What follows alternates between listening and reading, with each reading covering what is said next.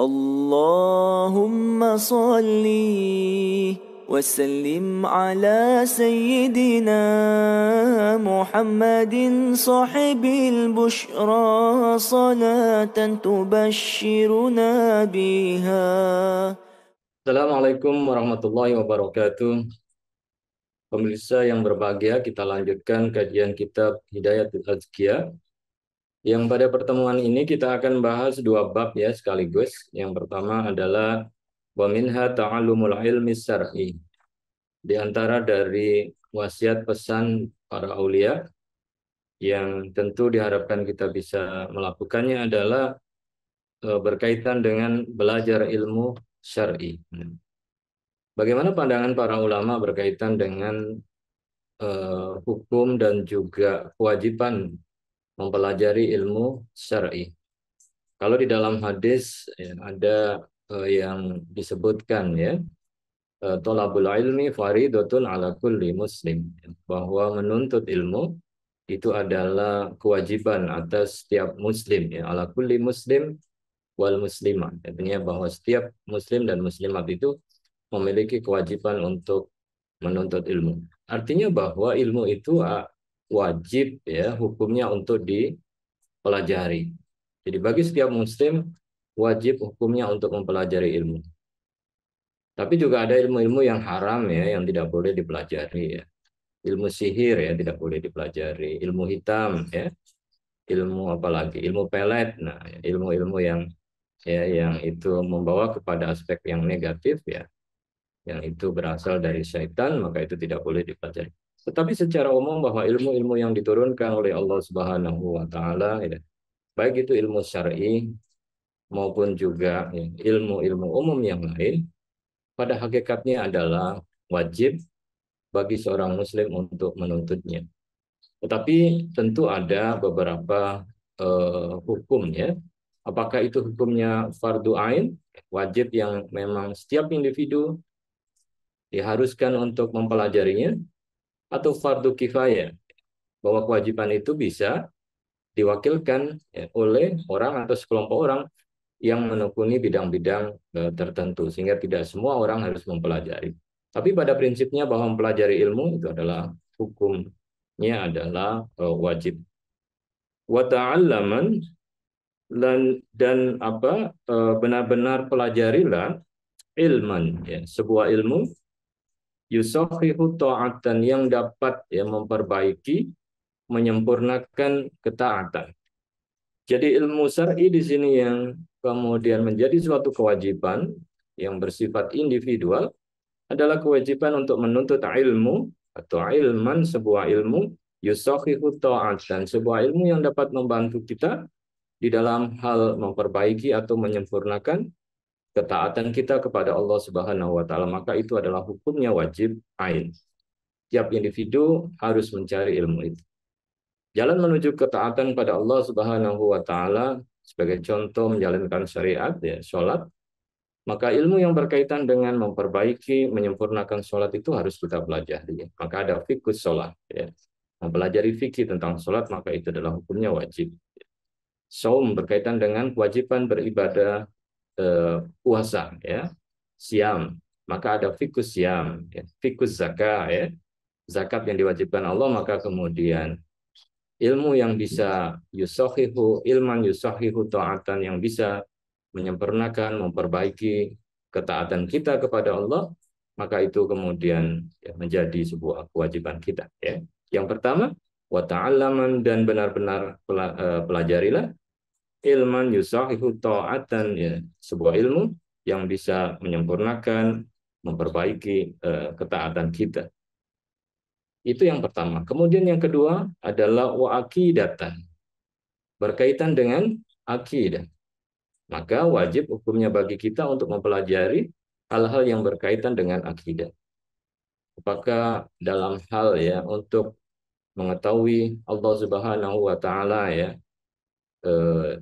sifat-sifat Allah ya yang wajib, sifat-sifat Allah yang mustahil ya, dan itu menyangkut ya, dengan masalah akidah, keyakinan kita, keimanan kepada kita kepada Allah, maka itu menjadi suatu kewajiban bagi kita untuk mempelajari dan tidak boleh diwakilkan kepada orang lain. Jadi itu adalah sebuah kewajiban kita. Kemudian yang ketiga adalah wa muzakkiyal qalbi iskula, dan juga ilmu yang dapat membersihkan, menyucikan hati, maka bersihkanlah betul-betul iskula, bersihkanlah betul-betul hati itu. Maka di dalam hal ini kewajiban kita adalah mempelajari ilmu syar'i. Itu ada 3 hal. Yang pertama, ilmu syar'i yang berkaitan dengan ketaatan kita kepada Allah Subhanahu wa taala untuk bisa menyempurnakan, memperbaiki ibadah kita sehingga sesuai dengan tuntunan Allah dan Rasul-Nya, maka itu adalah suatu kewajiban. Kemudian yang kedua berkaitan dengan akidah, keimanan, tauhid yang juga harus kita pelajari. Dan yang ketiga adalah ilmu yang berkaitan dengan pembersihan hati, yang bisa membersihkan, menghaluskan hati kita. Hadis salah satu fardu ainin fa'rifan.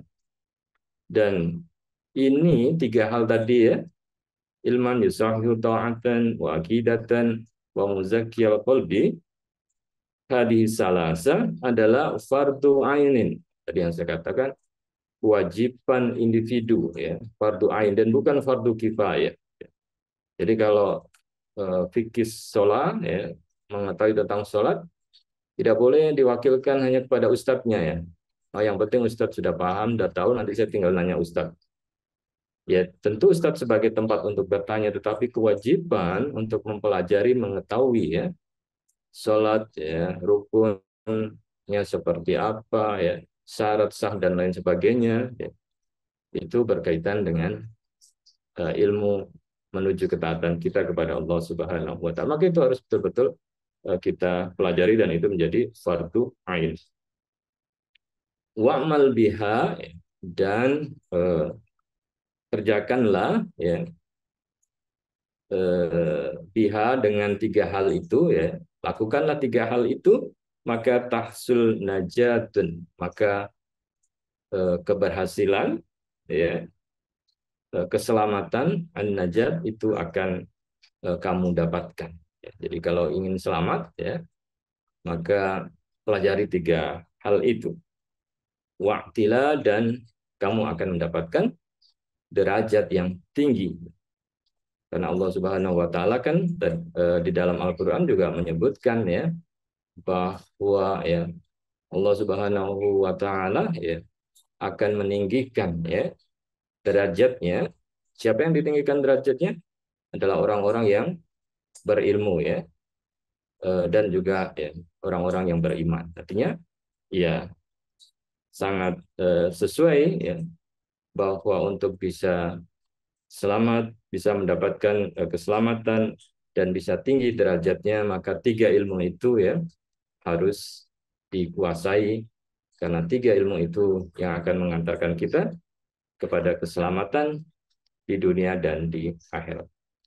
Para pemirsa yang berbahagia, maka dengan demikian tentu di dalam hal kita hidup di dunia ini agar sesuai dengan rambu-rambu Allah Subhanahu wa taala, maka ilmu syar'i itu tidak boleh ditinggalkan.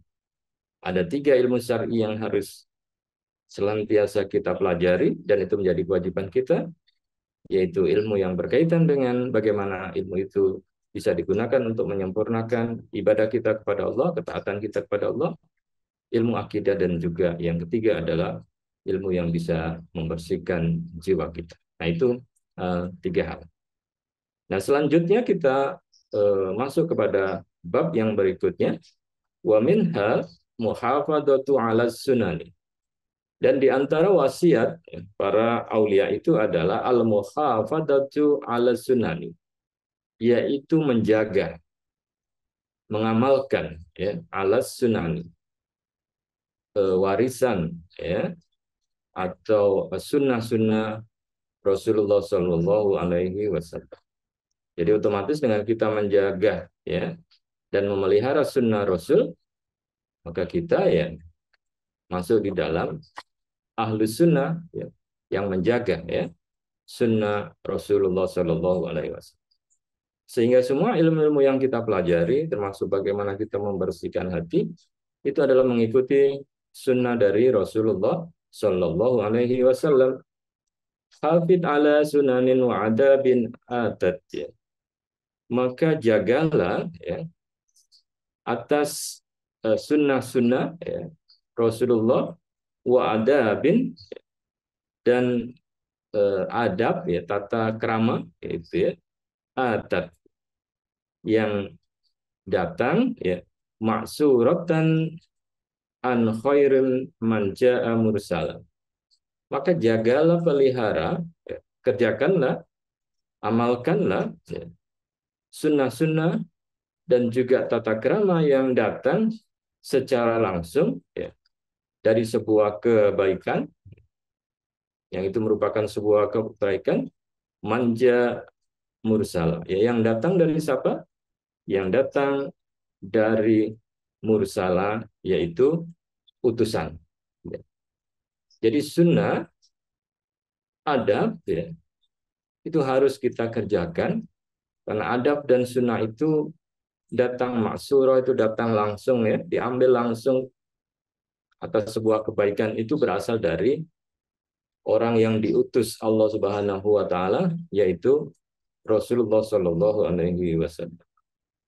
Maka orang-orang yang menjalankan thariqah itu adalah orang-orang yang selalu menghiasi dirinya, menambah amalan-amalannya dengan amalan-amalan sunnah Rasulullah dan adab-adab yang telah diberikan, diwariskan oleh Rasulullah Shallallahu alaihi wasallam.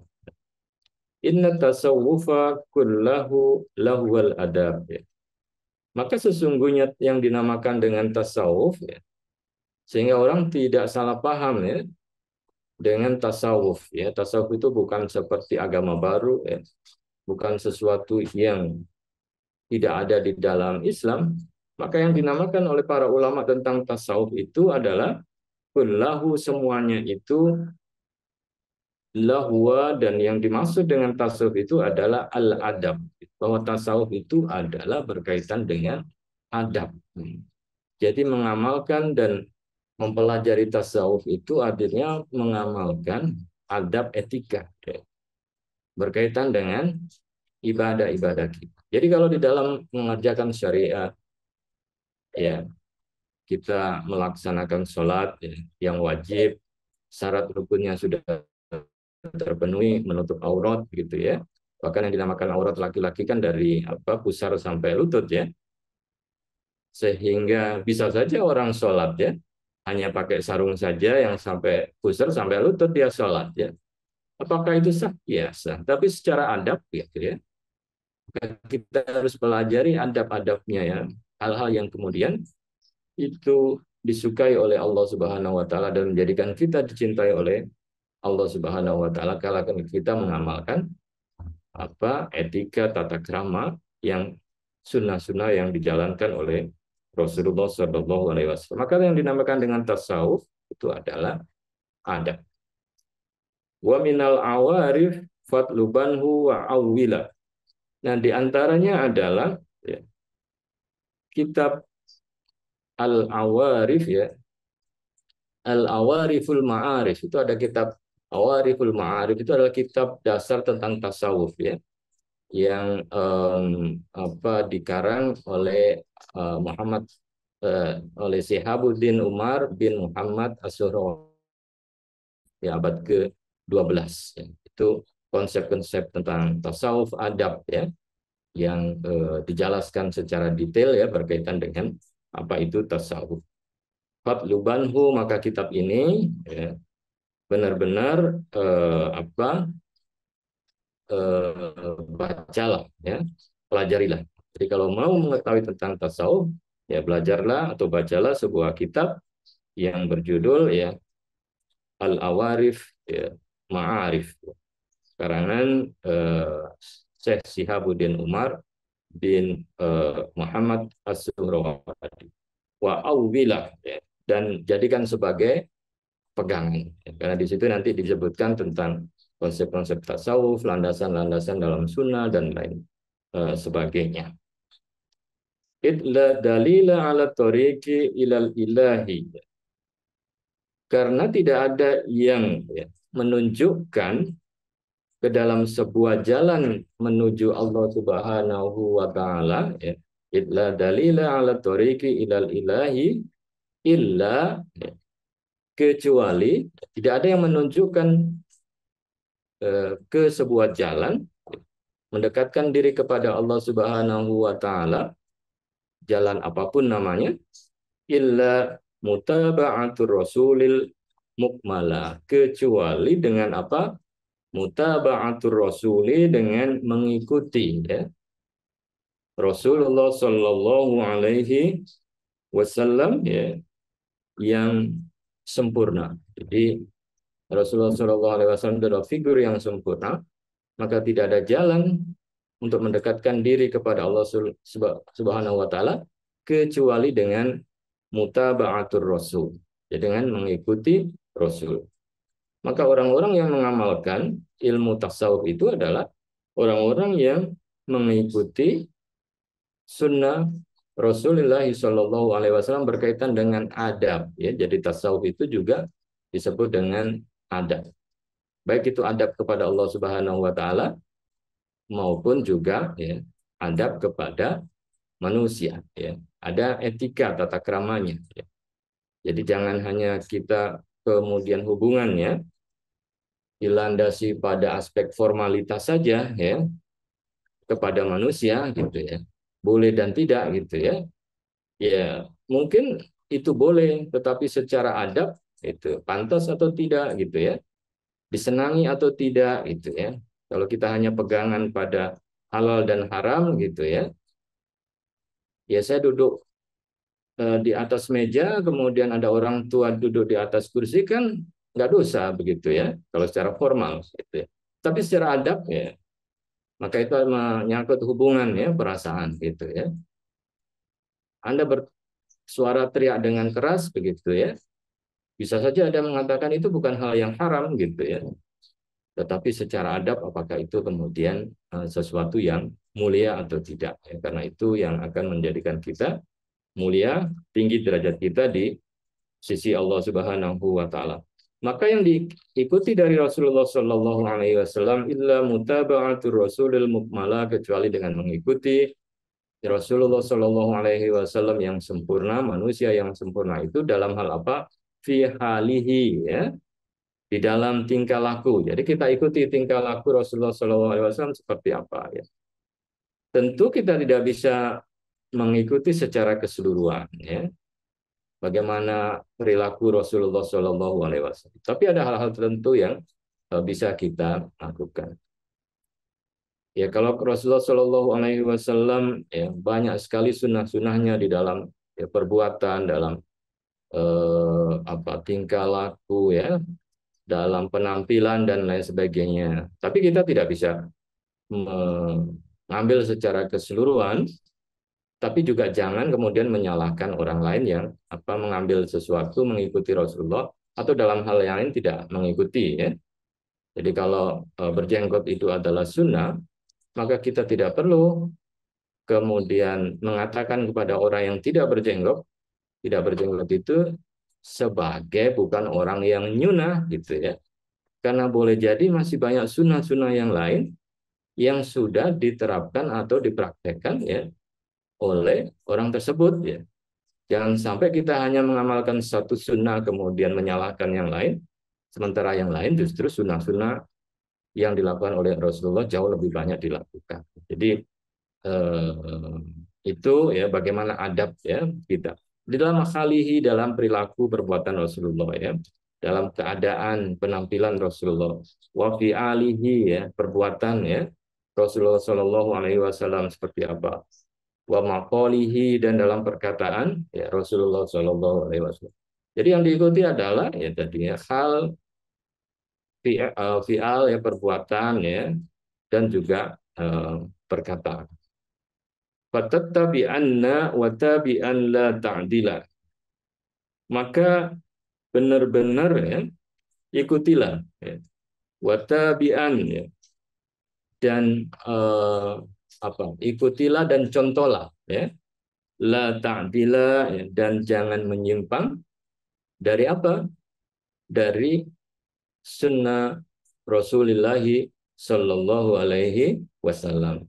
Karena di sini dikatakan jelas bahwa it la dalila ala tariqi ilal ilahi, bahwa tidak ada yang dapat menunjukkan pada suatu jalan dekat kepada Allah illa mutaba'atur rasulil mukmala, kecuali dengan mengikuti Rasulullah Shallallahu Alaihi Wasallam yang manusia yang sempurna itu di dalam halihi wa fi'alihi wa maqalihi, ya, di dalam halnya, dalam perbuatannya ya, maupun di dalam perkataan Rasulullah, dan itu harus kita jadikan pegangan dan kita ikuti betul-betul dan jangan menyimpang dari situ.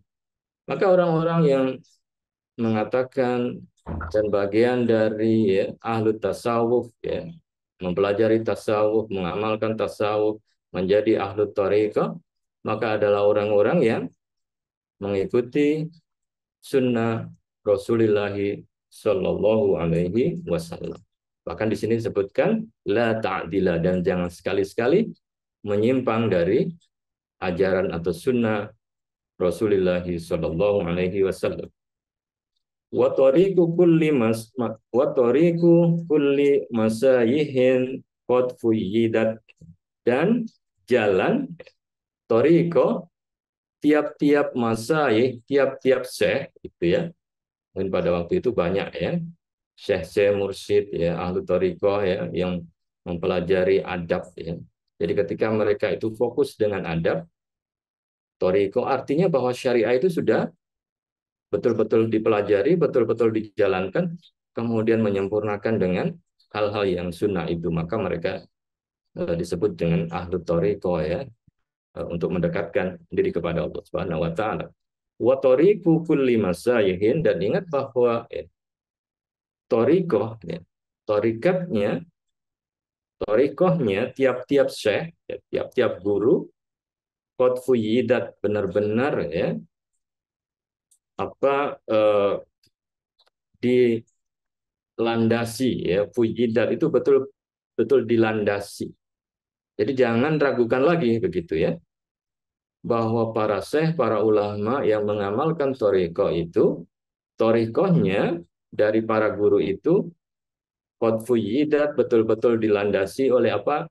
Bi kitabi rabbi, dilandasi berdasarkan ya kepada kitab Tuhan atau kitab ilahi, kitab Allah, yang artinya kitab Allah adalah Al-Quran.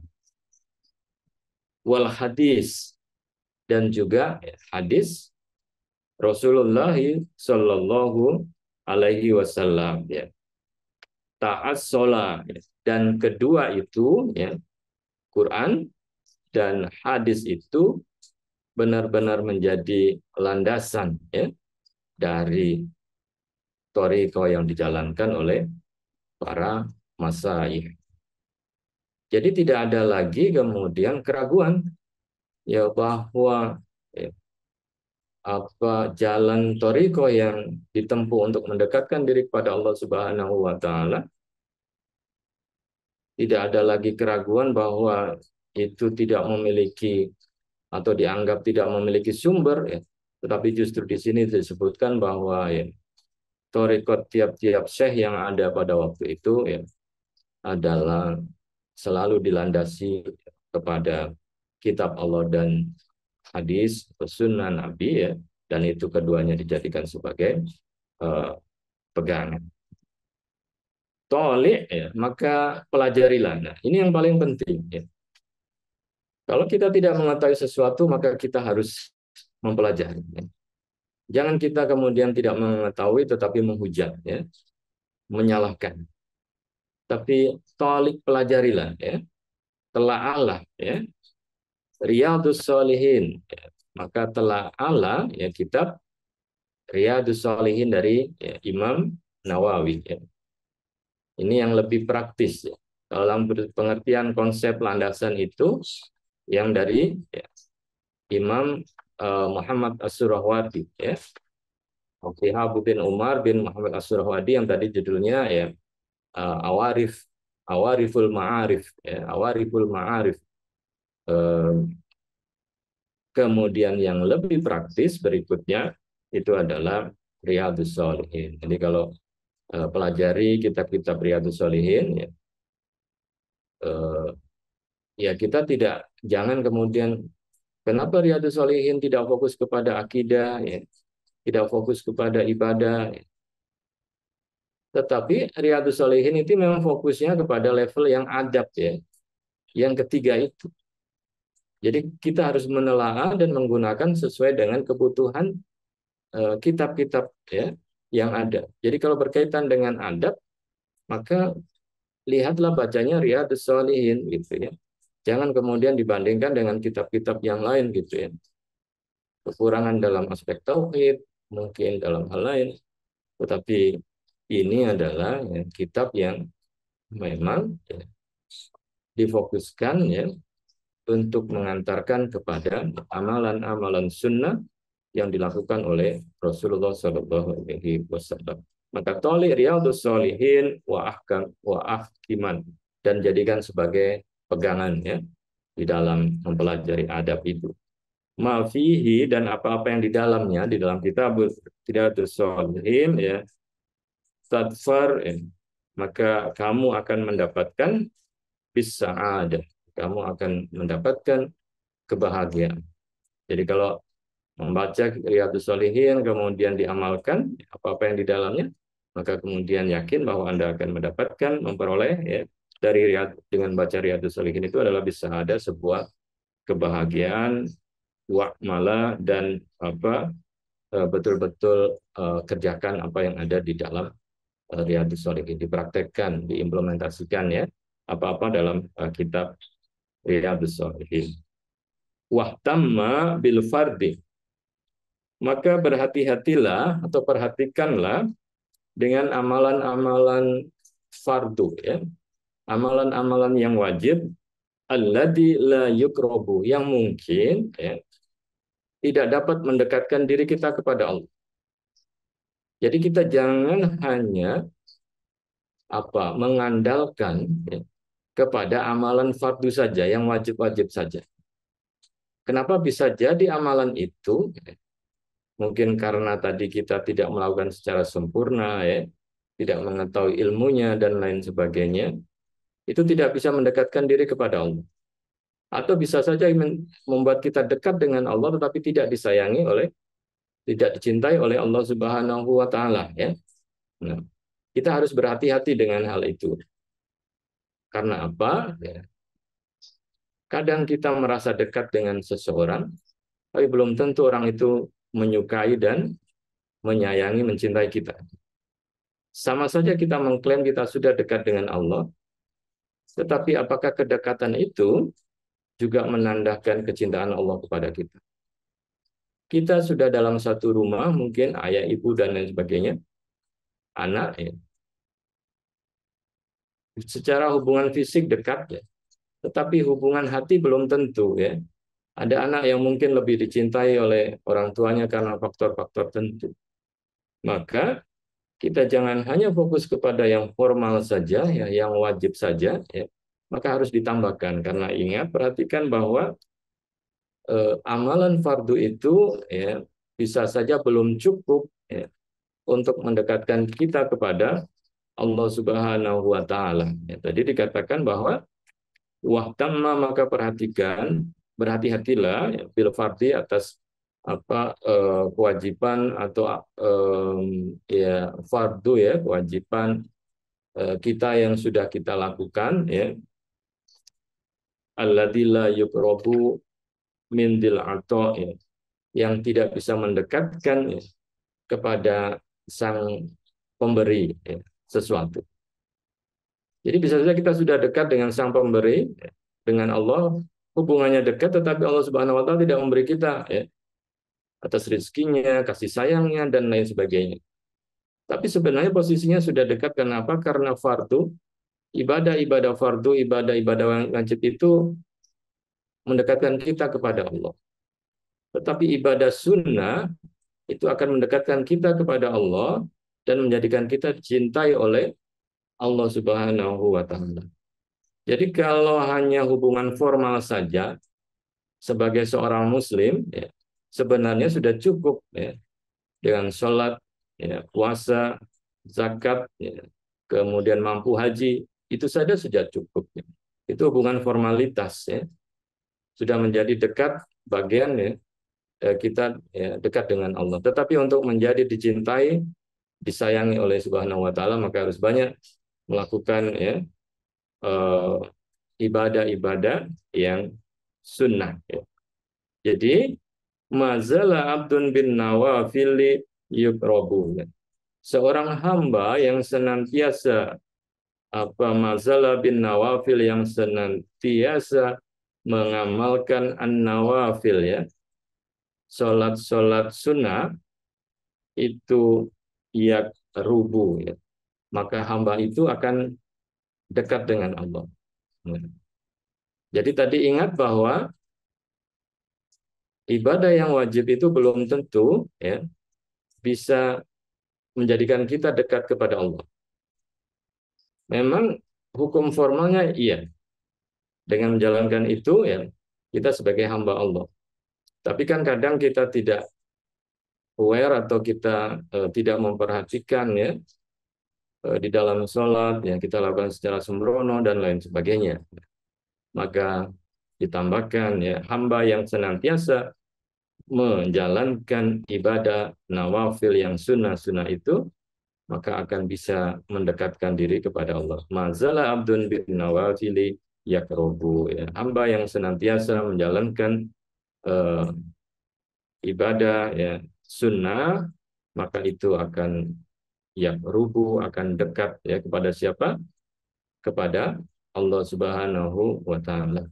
Jadi ibadah yang wajib, yang fardu itu pastikan, ya, dibarengi dengan nawafil ibadah, ibadah sunnah. Makanya sholat duhur, ya, itu kan ada nawafilnya, ya, ada sunnahnya sebelum dan sesudah. Ada yang semua sudah cukup sholat duhur wajib, kenapa harus sunnah gitu, ya. Nah itu tadi, ya, kekhawatiran kita jangan-jangan sholat fardu kita ini belum cukup, ya, untuk bisa menarik perhatian Allah Subhanahu wa taala begitu, ya. Apalagi kita lakukan hanya untuk menggugurkan, ya, tugas gitu, ya. Maka kemudian untuk penyempurnaan diselingi dengan, ya, ada sunnah qobliyah, ada sunnah ba'diyah. Nah itu yang kemudian menjadi fokusnya. Jadi amalan wajib plus ditambahkan sunnah-sunnah, dan itu dilakukan secara konsisten dan istiqomah, maka itu menjadi bagian dari yang disebut dengan thariqah, ya, sebagai jalan untuk mendekatkan, lebih dekat kepada Allah Subhanahu wa taala. Jadi kalau seorang hamba, ya, menjalankan nawafil ibadah-ibadah sunnah, maka dia adalah yang rubu, ya, betul akan dekat dengan Allah, hatta yakuna lahu, sehingga Allah menjadikan, ya, baginya yadan, ya, tangan, wa arjula, dan kedua kakinya, tangannya, kakinya, wasam'a, dan juga pendengarannya, ya, minhu, dari abdun hamba itu, ya, summa ainan, dan juga, ya, matanya, ya, tangan, kaki, pendengaran, matanya, basiroh, ya, itu bisa melihat, ya, melihat dengan apa tangan itu, dan lain sebagainya. Yang kemudian kalau lihat ada hadis juga, ya, yang menyebutkan bahwa hamba yang menjalankan nawafil dan dia akan dicintai oleh Allah Subhanahu wa taala. Orang-orang yang dicintai itu kan disebut sebagai juga, ya, aulia, ya, yang dicintai oleh Allah Subhanahu wa taala, maka tangannya, kakinya, pendengarannya, ya, dan lain sebagainya itu seperti, ya, atau dijalankan oleh Allah Subhanahu wa taala. Karena apa? kedekatannya. Jadi itu seperti sudah kehendak dari Allah Subhanahu wa taala. Cara dia melihatnya dijaga oleh Allah Subhanahu wa taala, ya. Tangannya, pendengarannya, ya. Sehingga ketika dia berdoa, maka Allah Subhanahu wa taala akan kabulkan, dan apabila mereka atau dia meminta pertolongan kepada Allah Subhanahu wa taala, maka Allah akan berikan pertolongan. Sehingga begitu dekatnya, ya, dengan Allah Subhanahu wa taala. Ai misla dzalika bil matalib harwal. Atau dengan hal-hal yang seperti itu, ya, da, uh, sesuatu yang diminta, ya, kepada Allah Subhanahu wa taala itu harwala akan segera, ya, dikabulkan oleh Allah Subhanahu wa taala. Apa yang diminta oleh hambanya itu kemudian akan segera dipenuhi oleh Allah Subhanahu wa taala. Nah, para pemirsa yang berbahagia, ya, maka dengan demikian kita mengetahui kedudukan ilmu syar'i di dalam kehidupan kita, dan juga bagaimana kita dituntut, ya, untuk dapat menjalankan, ya, sunnah-sunnah Rasulullah Sallallahu Alaihi Wasallam. Maka dalam kaitan apa yang disebut dengan tasawuf itu adalah berkaitan dengan adab. Orang-orang yang menjalankan adab untuk menghaluskan dirinya, menghaluskan jiwanya, ya, agar dicintai oleh Allah Subhanahu wa taala. Etika tata krama dengan Allah Subhanahu wa taala, dengan manusia, bahkan dengan juga, ya, ciptaan Allah yang lain, nampak itu masuk, ya, di dalam apa yang dipelajari di dalam ilmu tasawuf, ya, agar kita lebih dekat, ya, kepada Allah. Dan hubungan dengan Allah itu adalah hubungan yang sangat pribadi, yang sangat khas, ya, khusus, ya, dengan Allah Subhanahu wa taala, dan bukan sekedar hubungan formalitas saja, ya, dengan Allah, karena kita telah mencoba untuk mengerjakan, ya, sesuatu yang memang menjadikan kita bisa, ya, dicintai oleh Allah Subhanahu wa taala. Maka dengan demikian pada bab mempelajari ilmu syar'i, kemudian kita lanjutkan, ya, pada bab yang tadi bagaimana kita harus menjaga sunnah Rasulullah Sallallahu Alaihi Wasallam. Maka nanti selanjutnya kita akan bahas pada pertemuan berikutnya, yaitu berkaitan dengan tawakal, dan nanti akan kita sambung dengan bab yang setelahnya, yaitu ikhlas. Jadi tawakal dan ikhlas akan kita bahas pada pertemuan minggu depan. Semoga Allah Subhanahu wa taala senantiasa menjadikan kita sebagai hamba-hamba yang selalu dicintai oleh Allah. Dalam hal tentu kita harus memulai dengan mempelajari ilmu-ilmu syar'i yang menjadi kewajiban kita, dan terus, ya, menjaga diri kita dengan mengamalkan, berpedoman kepada sunnah Rasulullah Sallallahu Alaihi Wasallam. Saya kira itu yang bisa saya sampaikan, kurang lebihnya mohon maaf. Wallahul muwaffiq ila aqwamit thoriq.